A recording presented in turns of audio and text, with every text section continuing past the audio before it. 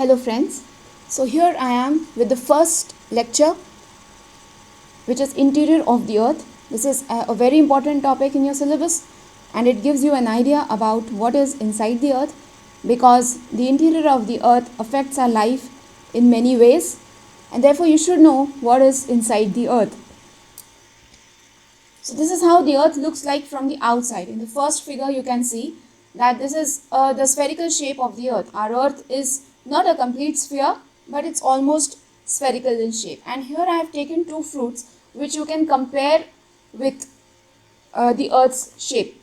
So an apple and a watermelon will give you an idea. But this is how the earth will look from the outside. But how does it look from the inside is a question which humans are being troubled since centuries. And this is a theme which has been used in science fiction a lot, and a lot of movies and serials have also been made on this. And what lies inside the earth? So it's a question which has not been answered to a large extent even today, and therefore it is a matter of great intuition and great excitement for the humans to study what is inside the earth. So what will happen if we cut these fruits?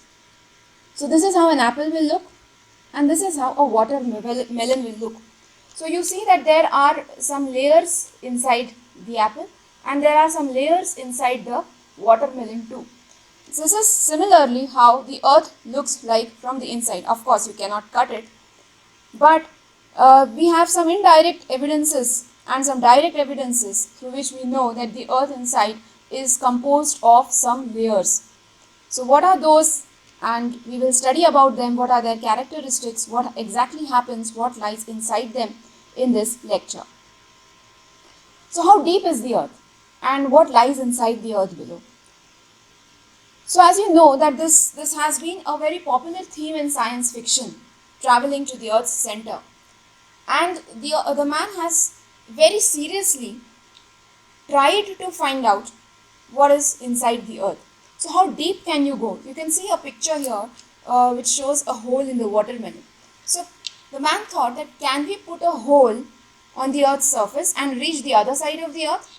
Can that be done? Or can we reach to the center of the earth? Here you can see one of those holes which have been dug, and this is also one of the diamond mines, and this is one of the coal mines. So these are the mines. Now mines give us access to the deepest parts of the earth. You know the mines in Karnataka, you know gold mines in Africa, you know about the gold mines and diamond mines in Australia. So they are very deep mines, but they are only deep till 3 or 4 kilometers, or sometimes say 7 to 8 kilometers, but we cannot go deeper than that. So there were some projects, some ambitious projects taken up by many governments, where they tried digging a hole into the earth's surface. Until now, they have only been able to reach 12 kilometers, and they had to close the projects. So what are the sources of information? How do we know what is inside the earth? So this is how the earth looks like with the layers. So we have the crust, we have the upper mantle, we have the lower mantle, we have the inner core and the outer core. So there are 3 or 4 layers in which you can divide the earth's interior, and then you will understand what are the characteristics of these. So let's look at them in detail. So how do you know what is inside the earth? Now, to be very frank, this is still a researchable topic, and we have some direct sources of information and some indirect sources of information. We have to rely on them because we cannot go inside the earth, as you know. So what is the direct source of information? You will have seen some of the rocks on the earth's surface. We get some rocks when we mine, or there are some rocks already on the earth's surface which are a result of some of the geomorphological processes. So rocks that comes from inside the earth through volcanic eruption. I had shown you a picture of the volcanic eruption earlier. Now this also comes from the inside of the earth. So these rocks which come from the deep mines on the surface, they give us a lot of information because these rocks are of different elements. They may be made of iron, or they may be made of basalt or granite, and therefore they have different types of elements in them, and that gives us an idea what lies inside the earth.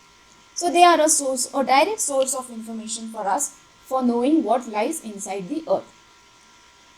So I've told you about the projects, and these scientists around the world are working on major projects which includes drilling in the ocean and also on the surface of the earth, but they have not been still go beyond 12 kilometers.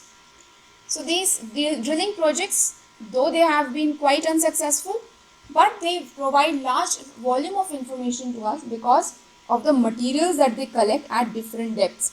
So though they have not been very deep, but the materials that they have collected, through their analysis, we can get a lot of information about the interior of the earth. And the most important source of information is the volcanic eruption. Because when volcanoes erupt, they throw a lot of matter outside, that is known as magma or lava. Lava when it comes outside, magma when it is inside. So when the magma is thrown onto the surface of the earth, that is when it becomes lava, then that is collected for laboratory analysis. So when it is collected, it gives us an idea whether it is sticky or it is little liquid, it is fluid or it is solid, there is gas, there is steam, there is ash that comes out from volcanic eruption. So all these things give us an idea about what lies inside the earth's surface. But of course, there are limitations with this method also, because you cannot tell about the depth of from where the magma is coming, only with the help of these materials that come out. So there are some limitations with the direct sources of information. Now there are some indirect sources of information. Indirect sources are more useful to us, though we have to work hard on them, but they are very useful. Analysis of properties of matter indirectly provides information about the interior. So everything that comes from the interior, we can say that we are getting information from it. It also gives us information about the temperature and pressure. When volcanic material comes out, it is very hot. So when you measure the temperature of it from the inside, it feels like, yes, there is a very high temperature inside the earth. Also, the nature of these materials, whether it is liquid or semi-liquid or plastic-like, that also gives us an idea about the pressure inside the earth. So they are actually sustaining high temperature and high pressure inside the earth, and therefore when they come out, we see them in this form. The density of the material also increases with depth, so that also gives us an idea. So you will find that rocks are denser when they are in the outer layers, but as we go towards the interior of the earth, as we go deeper into the earth, we find that the density of the material is increasing. So there is a difference in all these characteristics of the materials that come out, and therefore that actually give us an idea about the materials and then of the interior of the earth.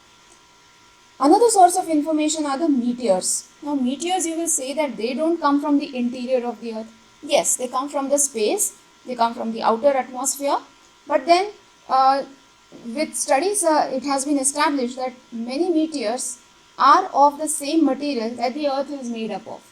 So because of this similarity in the material of earth and the meteors, we can study the meteors and say that there could be some similarities in the interior of the earth like the interior of the meteors. So these bodies, these outer bodies which come from the atmosphere, also help us to know about the interior of our own planet. Now there are some indirect resources again, which are like gravitation and magnetic field and seismic activity. Gravitation and magnetic field, where because the earth is made up of iron, it has its own magnetic field. The inside of the earth, we'll see later, as you will see, that the inside of the earth has a lot of iron in it. So there is a magnetic property which the earth has. So there is a magnetic field around the earth which forms. And also you know that there is gravity on the earth. We tend to pull things down because of the gravity. So all these things are also studied, and through these indirect phenomena of the earth, we can come to know about the interior of the earth. There are magnetic surveys which are done by various experts and agencies, and because of the distribution of these magnetic materials in the crustal portion, we find that there are different elements in the inside of the earth. not everywhere you find that the magnetic surveys are getting the similar kind of distribution. There are some distribution is different, so you observe a pattern, and when you observe a pattern in this thing, then you come to know that the some areas have iron while the others do not have iron. So this type of indirect studies, everything here is indirect. We don't have any direct evidence here. Seismic activity, when we have earthquakes, when we have volcanic eruptions. So these kinds of seismic activities, they help us to know what is happening inside the earth. So actually earthquakes, they may be bad for people living on the earth, but they are actually very important. They are a form of experiments for the seismologists and the earth scientists, because these earthquakes, they help us to know what is happening inside the earth. And nowadays you all know that satellites are there, advanced technology is there, and with that we are also able to know about the inside of the earth through remote sensing, that is through the use of satellite systems. So now let's see what lies inside the earth. Now this is the subject's real core that we are getting into. Now the earth's radius is 6,370 kilometers. So if you imagine the earth to be a sphere, you can imagine that from the center of the earth to the outer crust, that is where we stand, it is 6,370 kilometers. No one can reach the center of the earth. We know that because it is very hot inside. It has a lot of high pressure, and interestingly, you can go to the space, but you cannot go inside the Earth's interior. So it is still unexplored, largely unexplored. So we can still make observations and collect samples of the material. So under such conditions, scientists have to study lots of materials, and so only with that they can tell how deep it is. So most of our knowledge about the interior of the earth is largely based on estimates and inferences. As I've told you, there are some direct evidences and there are more of indirect evidences. So these more of indirect evidences actually help us, and the materials that come from the inside of the earth, the lava that comes, the earthquakes that occur, they help us to know what is happening inside the earth. So in general, if you see, the earth is composed of 4 different layers. You can also say that it is composed of 3 different layers. 3 or 4. So basically there are 3, the crust, the mantle and the core. But the core is again divided into 2 parts, the inner core and the outer core. So therefore sometimes some scientists say that there are 4 different layers. But we can say that there are 3 or 4 layers. So each layer is made of different rocks. It is made up of different materials, and therefore the density of these layers is different from the density of different other layers. So there will be some of the layers have heavy metals like nickel and iron. So they are towards the center because they are heavier. So they sink down towards the center of the earth, while those which are lighter are on the upper layer. So they are the crust or the mantle, which are the lighter layers. The crust is that layer where we stand, where we have our houses and where we are staying. So that is known as the crust. So let's see about each of these in detail. And because you just have to remember that the lighter materials, that is the basalt and granite, which are very light rocks, which are considered to be very light, they are in the crust. So the crust is made up of basalts and granites because they are lighter materials, and the core consists of heavy metals like the nickel and iron. I will also tell you how to remember it in an easy manner. So it will be a little trick which I will tell you how to remember which metals are there in which layer. It will be very easy for you to memorize it then. Okay, so let's go forward. Yes, so the crust is divided into oceanic crust and continental crust. Okay, this is the crust where we are standing right now. So it's the continental crust, of course, because if you live on the land, then you will have land below you. And if there is an ocean, if you go into the ocean, there is also land below the ocean. Yeah, we have the seabed, which is very deep inside the sea, but still there is land even below the sea. So that land below the sea is known as the crust, oceanic crust, and the land where we are standing is known, because there is no water here, it will be known as the continental crust. So the land below the oceans is known as the oceanic crust, and the land below the land is known as the continental crust.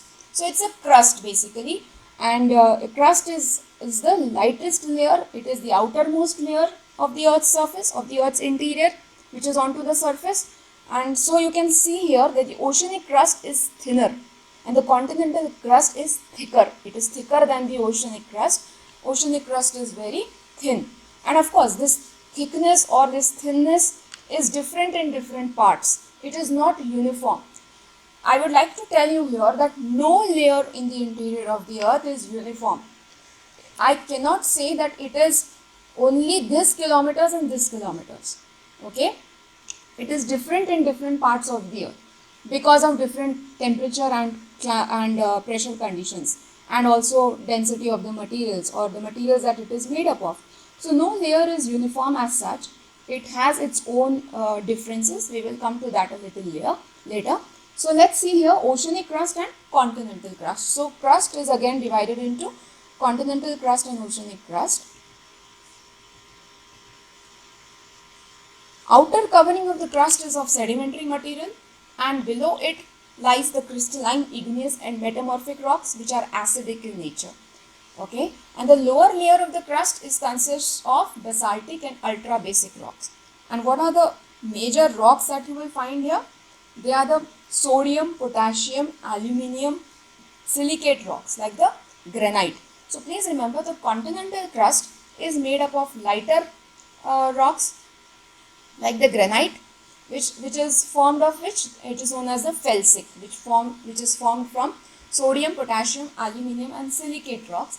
On the other hand, the oceanic crust is composed of little denser, more dense than the granite, denser rocks which is known as the basalt. So you will find that this lighter and denser difference is because of the materials that the rocks are made up of. So below the earth, what is there? There are rocks. There is material which gives way to rocks. So you will find mostly it is the magma material, but the continental crust is made up of different magma material, and the oceanic crust is made up of different magma material. Continental crust is made up of granite, and oceanic crust is made up of basalt. So oceanic crust is little denser, it is mafic than the continental crust, which is felsic or which is made up of granite and which is lighter than the oceanic crust. So we'll see more characteristics of the crust. So how thick is the crust? From what kilometer to what kilometer is its extent? So as I told you, it is different in different crusts. So oceanic crust is 5 kilometers, while the continental crust is around 30 kilometers. But the continental crust is again thicker in areas where there are mountain systems. So if you find, like in Himalayas, we have a mountain system in the Himalayas. So below the Himalayas, the land which is there, it will be made up of around 70 kilometers thick crust. But on the other hand, the land which doesn't have a mountain system, like say maybe the Deccan Plateau of India, or because it has a mountain system, it has a hill system, we have the Sahyadris. But then the other part, which doesn't have hills, so it will have around 30 kilometers of continental crust. And the oceanic crust will be around 5 kilometers. And again, that also varies. 5 kilometers is just a general number. So it will also vary. So crust is the outermost solid part of the earth. It is brittle in nature. It is not very thick and it is not very strong, you can say. It is not like the interior layers of the earth, which we will be studying further. It is very brittle in nature, and therefore, you know what, we have the impact of the earthquakes more here. So if an earthquake is very strong, it comes to the crust and it causes havoc, right? So it is brittle in nature. And the thickness of the crust, as I told you, it varies under the ocean and the continental area. So ocean crust is thinner as compared to the continental crust. Okay, so this is so variation you will see, it's a lot of there. And an average density is 3 grams per centimeter cube. So density of the rocks is what gives the density of the layer. So this type of rock in the ocean crust is basalt, and on the continental crust it is granite. And the mean density of the material is 2.7 grams per centimeter cube. Okay, and very interesting phenomena over here is that as you go inside, more inside in the interior, as you go below the earth down, the rate or the temperature increases at 1 degree Celsius per 32 meters. So if you travel 32 meters, the temperature will increase by 1 degree Celsius. So this is very obvious. This is a very, the statement, what it tells you that it is very hot in the interior of the earth, And as you move ahead, as you go below, the rate will be 1 degree Celsius more, so it will be hotter and hotter. But this rate is not true till the last kilometer. It is not true till the center of the earth. This rate changes. But in the crust, on an average, you can say that the temperature increases at the rate of 1 degree Celsius per 32 meters that you go inside. Okay, so this was about the crust. So crust is the outermost solid part of the earth. We have two types of crust, the ocean crust and the continental crust. Continental crust varies in thickness. It is more where you have mountains. It is less where you don't have mountains. The oceanic crust is thinner and it is around 5 to 10 kilometers on an average. And density is around 3 grams, or an average it is 2.7 grams per centimeter cube of volume. Okay. So please remember, if I tell you about the felsic and the mafic rocks which we have already studied, so mafic rocks are relatively richer in magnesium and iron. So mafic, ma is magnesium, okay, and felsic refers to those lighter elements. They are very light elements, okay. So felsic rocks are the rocks which are very light, and you have silicon, oxygen, aluminium, sodium and potassium, and they form feldspar and quartz. So they are very light basically. They are lighter elements and therefore they are called as felsic. And mafic rocks are relatively richer in magnesium and iron, so they are heavier rocks. So now here is the trick to remember all these elements which are there in the earth's crust. Okay, I am only talking about the crust. So if I ask you which are the major elements that you find in the crust of the earth's surface, you will say casio. C-A-S-I-O, casio. So C stands for calcium, A stands for aluminium, S for silicon, I for iron and O for oxygen. You can see in the table, oxygen is the element which is found about 46 to 50% of the weight of the crust.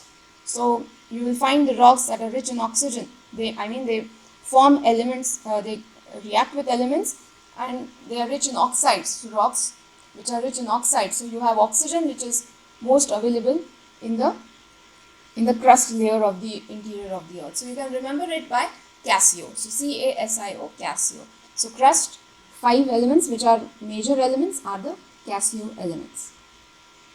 Now let's go to the mantle. Now once you cross the mantles, as I told you, its thickness is different. Sometimes the oceanic crust, if it is thinner, it will end up in 5 to 10 kilometers and the mantle will start. But on the land, on the continental crust, it may go to up to, as I told you, in Himalayas, 30 kilometers or maybe even more, even 70 kilometers. So it is different in different areas. So you can say that on an average, the crust extends from 0 kilometers to 60 kilometers, 60 to 70 kilometers. And from there, the mantle, that is the second layer, it will start. So mantle is the second layer, and now it is hotter over here than the crust. The temperatures have increased and pressure is also increased. So here the mantle, the second layer is now, we are in the middle of the interior of the earth. We are not on the top and we are not inside also. So we are in the middle, and this M you can remember from the middle. So crust, M, mantle. Okay. So this is beyond the crust, it is below the crust, and it extends up to 2,900 kilometers. So now you can imagine that out of the 6,000 kilometers that we have, 6,300 kilometers that we have, around only 60 kilometers is crust, and from there mantle starts till 2900 to 3,000 kilometers. So mantle is a very big portion. It occupies a very large portion of the earth's interior. It is the thickest layer you can see. Okay, and the upper portion of the mantle is called asthenosphere. So what is asthenosphere? Asthen word means weak. So from there you have got the asthenosphere, and it extends to about 400 kilometers. So the starting of the mantle is asthenosphere. That part of the mantle which is surrounding the crust, which is not towards the interior of the earth, it is towards the outer of the earth. So that is known as the asthenosphere, because it is comparatively weaker than the rest of the mantle. So therefore it is known as the asthenosphere. It is towards the crust, which is weaker than the other two layers. That is, it is weaker than the mantle and the core. So upper portion of the mantle is called asthenosphere. So it is a weak layer, and it extends up to 400 kilometers.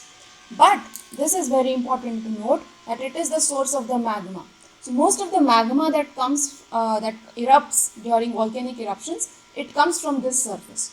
So mantle is a very important surface layer, and it is a source of all magma. So we get most of the magma from asthenosphere, that is from the upper part of the mantle. Okay. Now this density is again higher than the crust. If you remember, the crust had an average density of 2.7 grams. Here the density has increased to almost 3.4 grams per centimeter cube, right?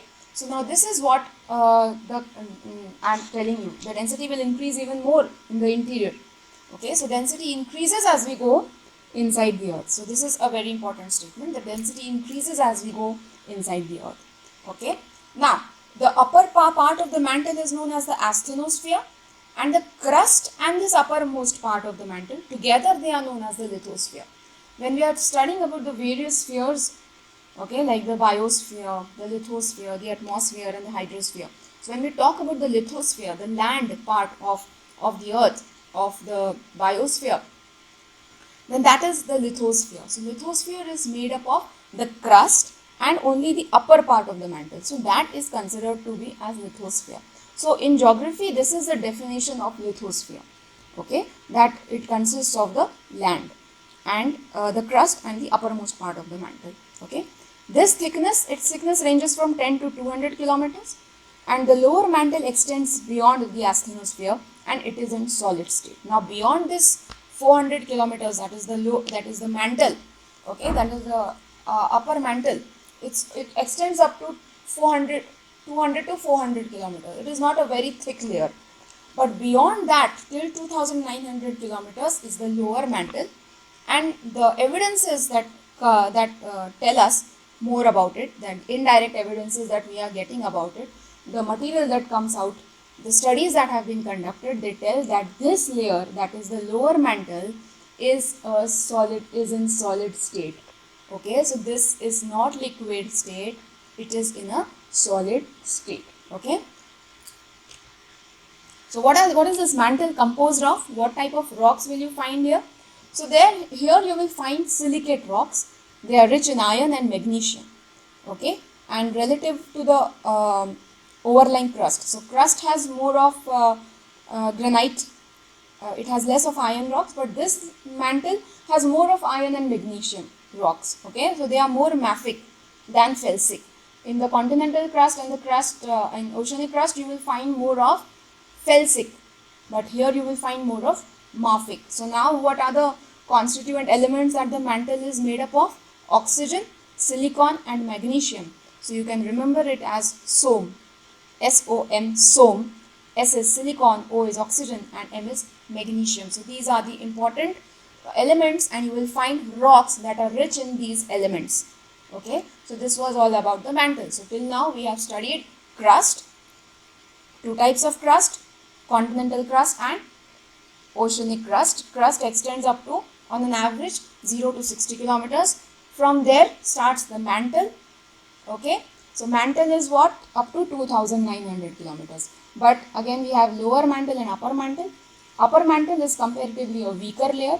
It extends only till 400 kilometers, and beyond that is the lower mantle, which is, according to our sources of information, according to the indirect evidences that we are receiving, it is in the solid state. And the mantle is composed of silicate rocks, the mafic rocks that are rich in iron and magnesium. And SOM, that is silicon, oxygen and magnesium, are the major elements that are found in mantle. Now the core. So this is the core of the earth now that we are entering. Imagine you are entering a very hot area. It's high pressure. Okay, so it has a lot of high pressure and outer and inner core. So again, core is divided into two parts, outer and inner core. Why we are dividing it into two parts here? Because of the difference in their characteristics. Inner core is different from the outer core. Okay, it is not like they are uniform. The difference in the characteristics occurs quite a times, but they are totally different in the characteristics, and therefore you cannot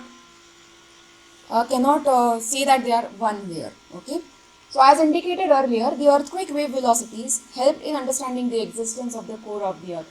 So we have talked about the indirect evidences that are there. So one of these evidences is that the earthquake waves that come when we experience earthquake, they are actually waves. Okay, so these waves have actually helped us to understand the core of the earth. The other indirect sources are relatively unimportant. The most important source of information for us are the earthquake waves, the waves that we experience when the earthquake strikes the crust of the earth.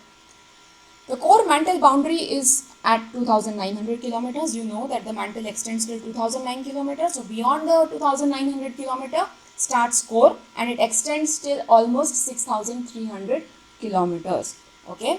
The outer core is in liquid state, while the inner core is in solid state. So for years we didn't have much information actually, but now with some information we can say that the lower mantle is in solid state, the outer core is again in a liquid state, and the inner core, the core of the earth, the center of the earth, is in a solid state. Okay, so the density of the material at the mantle core is around 5 grams, and at the center of the earth it is 13 grams. So you see now, the crust it was only 2.7, mantle it increased to 3.4 grams. Now in the outer core it is 5 grams, and at the center of the earth, in the inner core, it is around 13 grams. So it is very dense. Now the density of the rocks is increasing. And what is this core made up of? What makes it so much dense? What makes it so much heavy? It is the nickel and the iron. So nickel and iron, that is knife, you call it knife, Ni, nickel. Iron, it is called ferrous in the Latin language. So Fe, knife. So knife is the code word for core. Yeah, we had Casio for crust, we had Som for mantle, and we have knife for core. Now average temperatures is around 6000 degrees Celsius, which is little higher than the sun's surface temperature.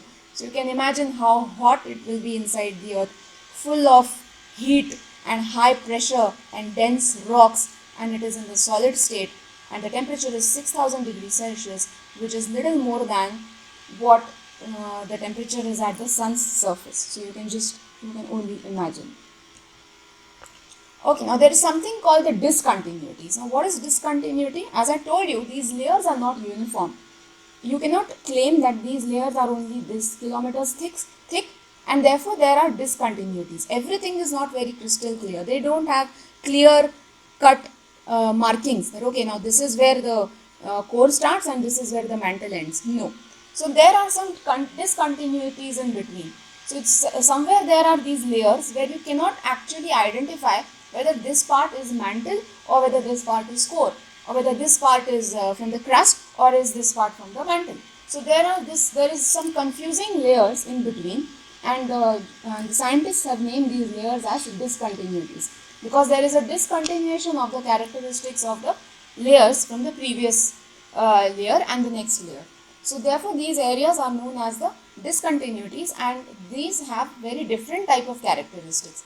They don't have entirely the same characteristics of the previous layer, and they also don't have the characteristics of the next layer. So there is a marked change in the physical and the chemical properties. So even the rocks will show a different type of layer, different type of characteristics, and even the other type of material that is found there will show different type of characteristics. It will not be completely in one layer, and it will not be completely in different layer. So this confusion type of layer is there, and this layer is known as a discontinuity in the language of seismology. Okay, so there are major 2-3 discontinuities which you must know about. One is a very famous, which is known as the Moho discontinuity, and the other is the Gutenberg discontinuity. So Moho discontinuity separates the crust from the mantle, and Gutenberg separates the mantle from the outer core. Okay, from the upper core. Yeah. So there are two types of discontinuity. Also you have learnt about asthenosphere, which is again a very weaker part of the mantle. So asthenosphere is the discontinuity between crust and the mantle, or between the lower mantle and the upper mantle. Okay. So asthenosphere is basically a sublayer of the mantle, but still it is different from the crust and the mantle, and therefore you can also consider it as a discontinuity. Moho discontinuity separates the crust from the mantle, and the Gutenberg discontinuity separates the mantle from the outer core. So if you just see in a summary type of thing, you see that this is the crust of the earth, this is where we live. So we have the mountain systems here. So here you will see that the crust is a little thicker, right? And in the oceanic crust, the crust is a little thinner. So this crust is thicker here and this oceanic crust is thinner here. But on an average, you can see that the crust lies from 0 to 100 kilometers. So this is the surface of the earth, and now you are going inside till the center of the earth. This is 6,378 kilometers, or on an average you can say 6,300. Okay, so from 0 to 100 you have crust. Then you have the asthenosphere, which is the weak layer, which extends up to 400 kilometers after the crust. So 100 kilometers to 400 kilometers is the asthenosphere. Then you have the upper mantle, and then you have the lower mantle. So till 2,900 kilometers you have the mantle, and then you have the outer core, which is still around 5,000 kilometers. So from 3,000 to 5,000 kilometers you have the outer core, and from 5,000 to 6,300 you have the inner core. So on an average you can say that mantle covers a lot of area of the interior of the earth. It is almost the broadest of all the three layers. It is the thickest of all the three layers. Okay, so this is a picture, and you must know how to draw this picture. It is very important. And again, the characteristics, let's see. So crust is not very thick. It is the thinnest layer of all the three, but it is on the uppermost part. So it is the outermost layer, you can see, because this is where the surface of the earth is involved. And asthenosphere is the layer which comes in, which is the source of all magma that comes out. So lava that comes out. So the magma is inside. It's the source of that. So this layer is very important. And then mantle, and then the liquid and the solid, that is the core is liquid and inner side is solid. So here asthenosphere is liquid, then the mantle, that is the lower mantle, it is solid. Again inner outer core, it is liquid, and inner core, it is solid. Okay, I hope the diagram is clear to you now. So let's see a summary type of. So you can see that the mantle covers almost 70% of the interior of the earth, while crust is even less than 1%, and the core is about 30%. Okay, crust is like a broken rock. You have rocks, lots of rocks over there. Mantle is plastic. Core is semi-liquid. As you can see, there is partly solid, partly liquid. Okay, depth is an average. This can vary sometimes. It is just an average figure. So around 0 to 30 kilometers, but some of them can be around 100 kilometers also. So 0 to 100 you can say, or 0 to 30, 0 to 70, depends. There is a lot of variation in the crust. Then from 30 to 3,000 kilometers is the mantle, 3,000 to 6,000 kilometers is the core. Okay, density also we have discussed. Density is 2.7 in crust, which is very low density. Higher in the mantle, 3.5 to 5.5, and very high in the core, which is around 10 to 12 to 13 grams per cubic centimeter. Okay, now what are the major components, chemical components, elements that you find? Silicon dioxide, so silicon and oxygen. Here you will find iron and magnesium, more of oxygen and magnesium and silicon. And here you will mainly find iron and nickel, so knife. Okay, temperature 300 to 500 in Kelvin. This is 500 to 3000, 3000 to 5300. So it's very high temperatures that you see.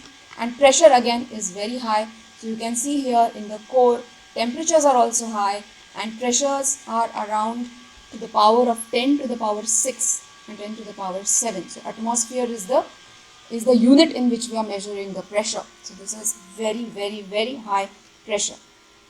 Okay, this is again a summary. So crust is the outermost layer. It is also the thinnest under the ocean and thickest under the continents. And crust and top of the mantle together are known as the lithosphere. It is also the least dense layer. Okay, core is the heaviest and most dense. It is made up of rocks, mostly silicon and oxygen. Remember, Casio, right? And if you see the mantle, it is middle layer. It is the thickest layer, and a top of it is called asthenosphere, which is comparatively weaker layer. Density increases with the depth because of increasing pressure, and it mainly contains iron and magnesium. It mainly contains the mafic rocks. Here Crust mainly consists of the felsic rocks, but mantle consists of the mafic rocks, that is the more denser rocks. And core is the heaviest, it is the innermost. Core means you reach the interior of the earth, you reach the center of the earth, which is very hot, which is flowing liquid, but very inner it is solid, and it is made up of heaviest material, most dense layer. Okay, so I hope this is very clear. So we will see what the next lecture will be about. Thank you guys for your attention. Keep studying, stay motivated, stay safe. Thank you. Bye.